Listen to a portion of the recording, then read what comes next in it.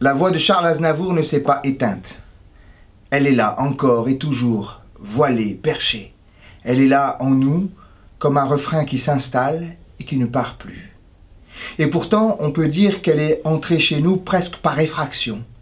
À force, persévérante, entêtante même, elle est devenue une part de ce que nous sommes. On ne raille plus son horrible timbre à moulin à poivre. On ne lui conseille plus de choisir une autre voie à défaut de se trouver une nouvelle voie. On ne lui reproche plus son entêtement à ne pas vouloir écouter la voix de la sagesse, les conseils avisés de tous ces gens bien intentionnés qui, avec les meilleures intentions du monde, cherchaient à le décourager. On ne stigmatise plus ses origines immigrées, son physique de garçon café, son nez crochu, ses débuts laborieux, ni même son exil fiscal de millionnaire. En elle, on salue la persévérance comme fille d'une irrépressible espérance. Elle aurait pu s'approprier ces paroles de l'apôtre Paul, tiens.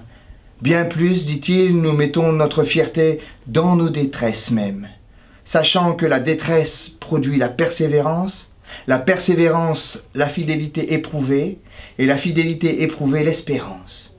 Et l'espérance ne trompe pas, car l'amour de Dieu a été répandu dans nos cœurs par l'Esprit Saint qui nous a été donné. Il semble que nous aimions entendre cette voix qui traverse le temps et les difficultés. Elle est en nous et elle ne s'est pas éteinte avec la mort du chanteur. Elle est la voix de ce qui est toujours possible. Elle est la voix qui nous empêche de renoncer contre vents et marées quand tout semble perdu.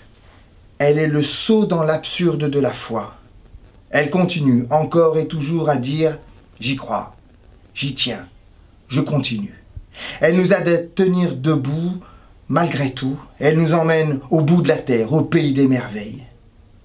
Comment se fait-il que parfois la persévérance fasse figure d'obstination?